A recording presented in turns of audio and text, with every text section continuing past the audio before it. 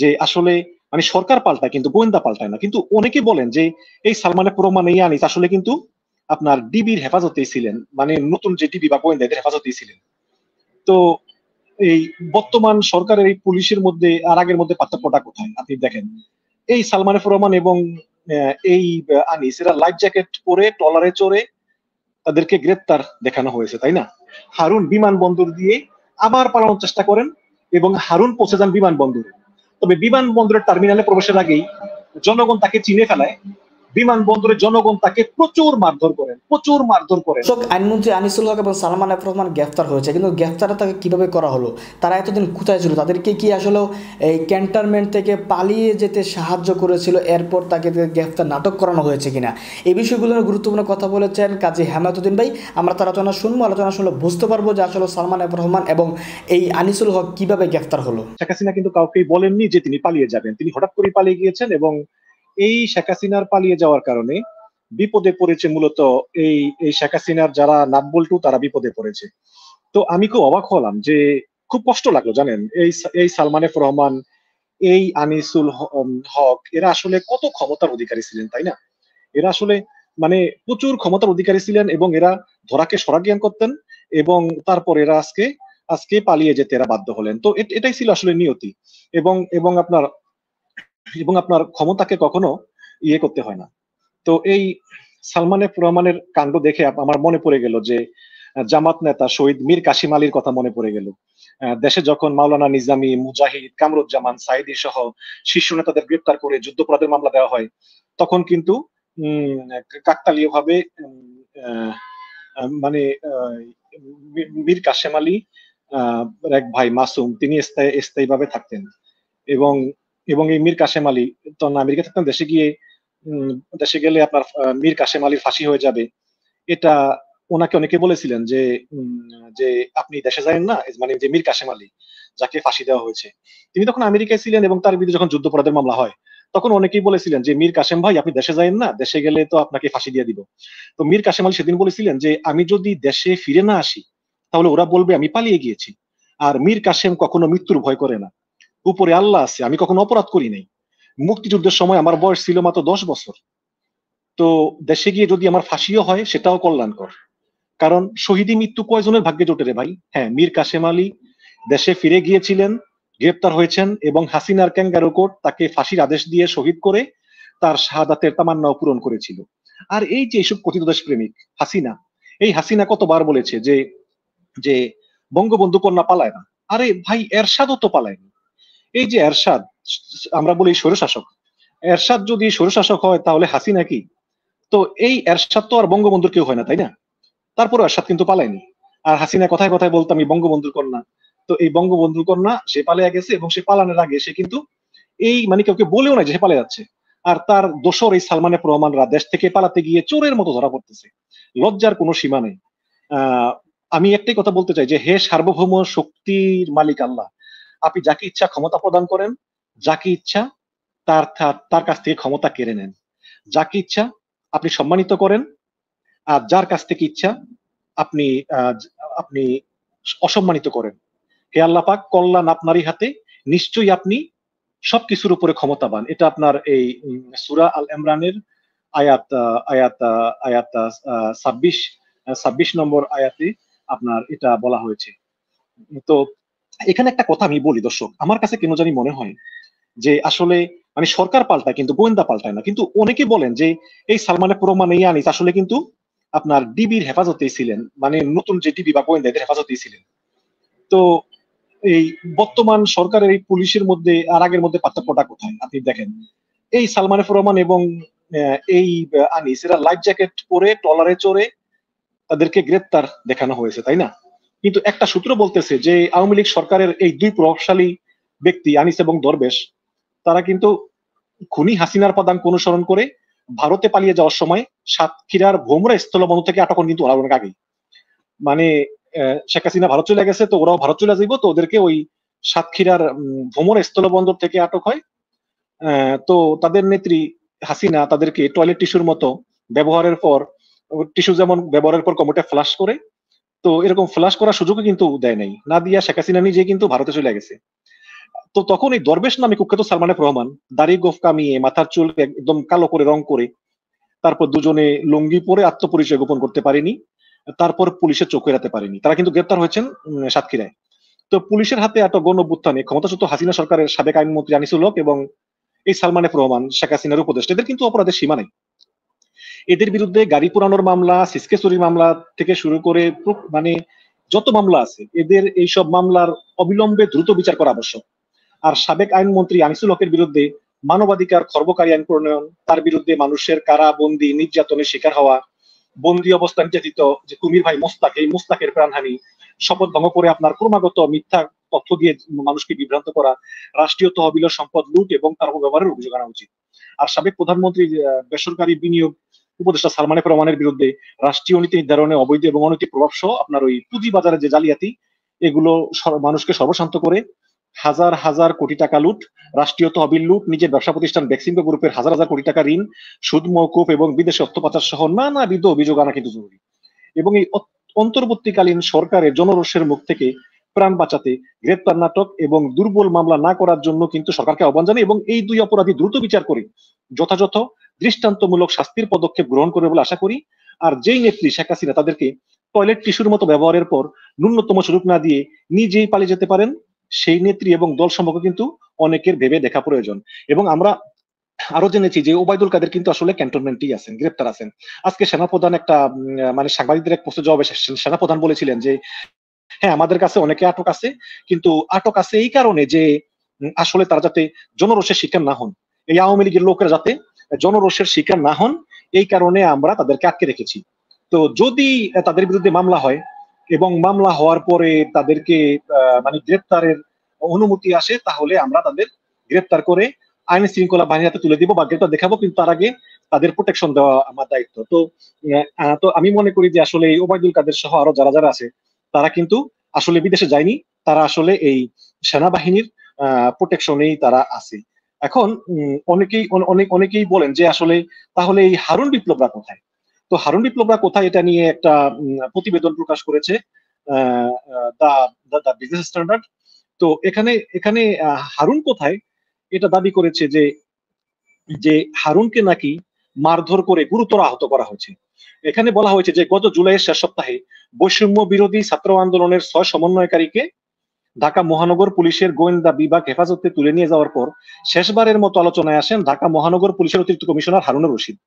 পরে তিনি সমন্বয়কদের সাথে এক টেবিলে বসে খাবার ছবি এবং তাদের দিয়ে আন্দোলন প্রত্যাহারের বিবৃতি দেওয়ার ভিডিও প্রকাশ করেন, জোর করে করা হয়েছে। তার এই কর্মকাণ্ডকে জাতিসংঘে মশকরা বলে মন্তব্য করেন উচ্চ আদালত এবং হাইকোর্টের এই মন্তব্যের পরেও কিন্তু এই 6 সমন্বয়কারীকে বেআইনিভাবে আটকে রাখা হয় প্রায় এক সপ্তাহ। এবং এর মাঝেই এই হারুনের একটা উলঙ্গ ভিডিও আপনারা দেখেন যে হারুন তার মেশিন নিয়ে নাড়াচাড়া করতেছে, কাকে জানি ওই যে ইমো কলে দেখাইতেছে, এটা ছড়িয়ে পড়ে সামাজিক যোগাযোগ মাধ্যমে। পরে 1 আগস্ট তাকে গোয়েন্দা শাখা দায়িত্ব থেকে শেখ হাসিনা সরিয়ে দিয়ে ডিএমপির ক্রাইম এন্ড অপারেশন শাখায় পদায়ন করে এবং নতুন অফিসে সর্বশেষ 2 আগস্ট দায়িত্ব পালন করতেছিলেন হারুন। এরপর থেকে আর হারুনের কোনো খোঁজ পাওয়া ছিল না। এবং 2011 সালের জুলাইয়ে জাতীয় সংসদের সামনে আপনারা জানেন যে সেই যখন আওয়ামী লীগ প্রথম ক্ষমতায় আসে, তৎকালীন বিরোধী দলীয় চিফ হুইপ জোনাল আবেদিন ফারুককে মারধর করে প্রথমে আলোচনায় আসেন এই হারুন। এখন তো হারুন আপনার টক অফ দ্য কান্ট্রি। তো গোয়েন্দা পুলিশের মানুষকে তুলে দিয়ে ভাত খাওয়িয়ে ভিডিও ছেড়ে দেওয়া, বিশেষ করে গয়েশ্বর রায় সহ আরো অনেককে ধরে নিয়ে জোর করে ভাত খাইয়ে ভিডিও ছেড়ে দেওয়া এবং বিরোধী দলের প্রত্যেকটি আন্দোলনে বিএনপির প্রধান কার্যালয় থেকে বোমা উদ্ধার, বাঁশের লাঠি উদ্ধার, জঙ্গি নাটক, প্রতিদিনই সাংবাদিকদের সঙ্গে একাধিক ব্রিফিং করা, তারকাদের সঙ্গে ফটো সেশন, যাকে তাকে টিভিতে তুলে নিয়ে আসা, তারপর চরম নির্যাতন, আপত্তিকর ভিডিও ছড়িয়ে দেওয়ার ভয় দেখিয়ে মানুষকে টাকা আদায়। যেমন আমাদের রফিকুল ইসলাম মাদানী শিশু বক্তা, তার সঙ্গে একটা মেয়ে মানুষের ছবি দিয়ে তাকে ব্ল্যাকমেইল করা, এরকম নানা ঘটনায় দেশ জুড়ে সমালোচিত কর্মকর্তা।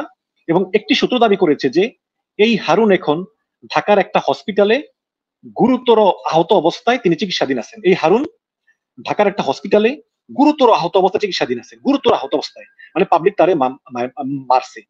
এখন এই ছাত্র জনতার গণ অভ্যুত্থানে গত 5ই আগস্ট শেখ হাসিনার দেশ ত্যাগের পর থেকেই পলাতক আছেন পুলিশের অন্তত 57 জন কর্মকর্তা। এর মধ্যে আছেন ঢাকা মহানগর গোয়েন্দা বিভাগের সাবেক অতিরিক্ত কমিশনার ও বহুল আলোচিত পুলিশ কর্মকর্তা হারুনুর রশিদ। তো পুলিশের এই কর্মকর্তার মধ্যে তাকে নিয়ে কিন্তু জনমনে জিজ্ঞাসা যে আসলে কোথায় আছেন এই ডিবির হারুন। তো এই পরিবারের সদস্য, পুলিশের সহকর্মী এবং গোয়েন্দা সূত্র জানা যাচ্ছে যে এই হারুন কিন্তু নিজের বাসায়ও নাই, এমনকি কোনো আত্মীয় স্বজনের বাসায়ও নেই। গত 5ই আগস্ট শেখ হাসিনার পতনের পর থেকে তিনি গা ঢাকা দিয়েছেন।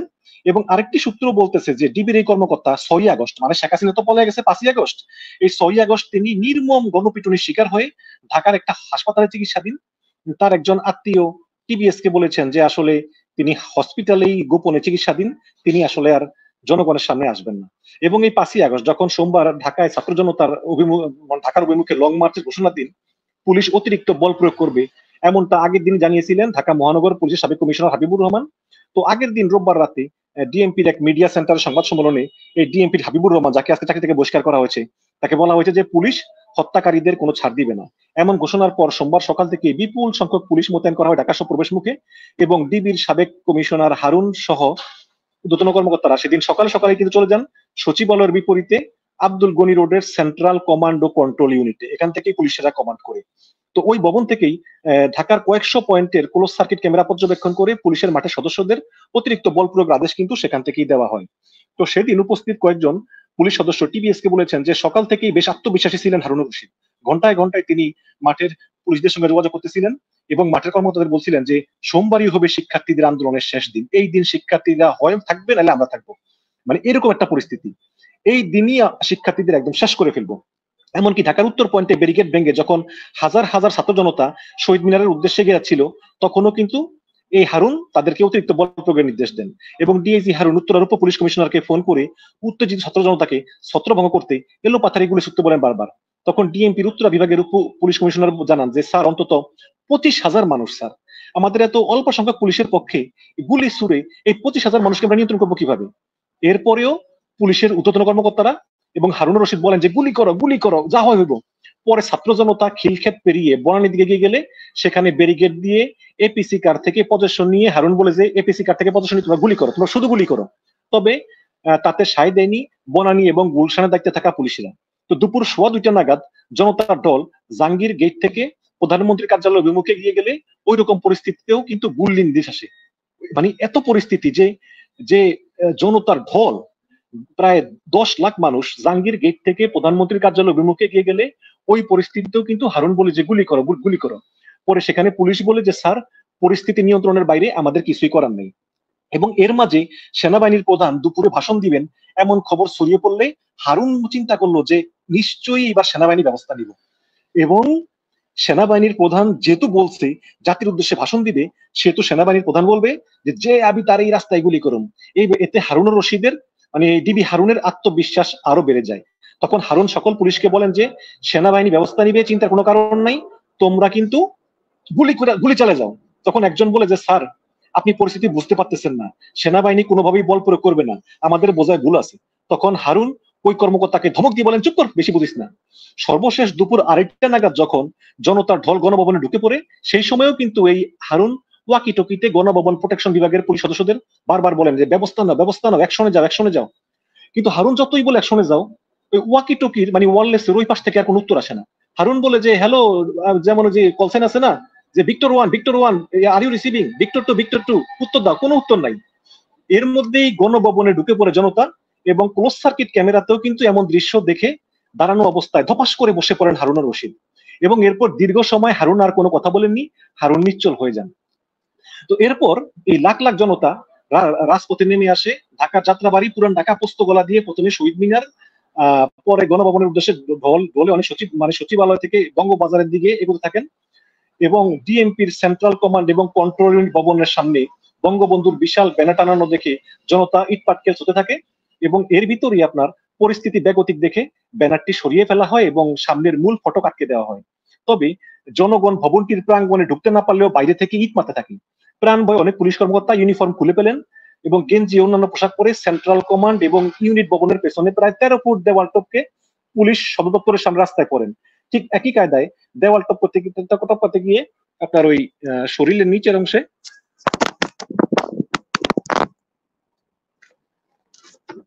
আমি তো বাইরে আছি, আমার কানের এটা পড়ে গিয়েছে। যাই হোক, আমি লাগিয়ে নিয়ে আমার হেডফোনটা পড়ে গিয়েছে। তো তো শরীরের নিচের অংশে আপনার আঘাত পান হারুন, শরীরের নিচের অংশে আঘাত পান ডিআইজি হারুন। পরে সেখান থেকে এই হারুন আর মামুন, মানে ডিআইজি মামুন তারা চলে যান, মানে আইজিপি মামুন তারা চলে যান পুলিশ সদর দপ্তরে। মামুন মানে পুলিশের প্রধান। বিকালে পরিস্থিতি কিছুটা স্বাভাবিক হলে আবার পুলিশ সদর দপ্তর লাগোয়া ঢাকা দক্ষিণ সিটি কর্পোরেশনের দেওয়াল টপকে কোন রকম প্রাণে বেঁচে ফিরেন হারুন। এবং ওই রাতে হারুন কোথায় ছিলেন কেউ বলতে পারেনি, তবে একজন বলতেছে যে তিনি ভারতীয় দূতাবাসে তিনি আশ্রয় নেন। আপনারা জানেন যে হারুন ডিবি লটারি পাইছিল, আমেরিকার ভিসা পান, কিন্তু বৈধ ভিসা থাকার পরে তিনি যেহেতু হারুনের বৈধ ভিসা আছে, হারুন কিন্তু আহ, আমেরিকার গ্রিন কার্ড হোল্ডার। তো হারুনের কিন্তু আমেরিকার ভিসা আছে, হারুন কিন্তু আমেরিকার নাগরিক না, কিন্তু হারুনের আমেরিকার ভিসা আছে। তো সেই ভিসা দিয়ে হারুন কিন্তু পালানোর চেষ্টা করেন এবং যোগাযোগ করেন মার্কিন দূতাবাসে, এবং মার্কিন দূতাবাসকে বলেন যে আমাকে তোমরা একটু বিমানে তুলে দাও। কিন্তু মার্কিন দূতাবাস হারুনের এই প্রস্তাব নাকচ করে দেয়। মার্কিন দূতাবাস বলে যে না, তোমার মতো কোন হত্যাকারীকে আমরা আমেরিকা আসতে দেব না। পরে হারুন এয়ারপোর্টে গেলে হারুনকে সেখান থেকে ফিরিয়ে দেয়। এরপর বিকালে কাউন্টার টেরোরিজম ইউনিটের সোয়াটের একটা গাড়ি হারুনকে মিরপুরের দিকে একটা জায়গায় দিয়ে আসে। সেখানে একটা ব্যক্তির সঙ্গে আলাপ করে হারুন বিমানবন্দর দিয়ে আবার পালানোর চেষ্টা করেন এবং হারুন পৌঁছে যান বিমানবন্দরে। তবে বিমানবন্দরের টার্মিনালে প্রবেশের আগেই জনগণ তাকে চিনে ফেলায়।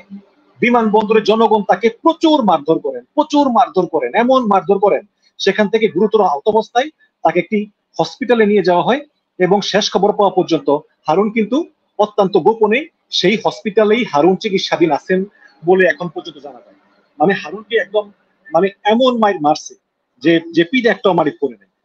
দর্শক আলোচনা শুনেছেন, শুনে বুঝতে পেরেছেন আসলে এমনটা হয়েছে, তাকে হয়তো বা ক্যান্টনমেন্ট থেকে ছেড়ে দিয়েছে, ছেড়ে দেওয়ার পর তাদেরকে গ্রেফতার, তাদেরকে পালানোর জন্য সুযোগ দিয়েছে, কিন্তু তারা পালাতে পারে নাই। আর হয়তো বা তাদেরকে পালানোর কথা বলে তাদেরকে গ্রেফতার করানো হয়েছে। আর না, তারা তো এতদিন হেফাজতে ছিল, হেফাজত থেকে পালানোর কি দরকার ছিল? অর্থাৎ গ্রেফতারের সিস্টেমটা এভাবে করা হয়েছে মনে হচ্ছে আর কি।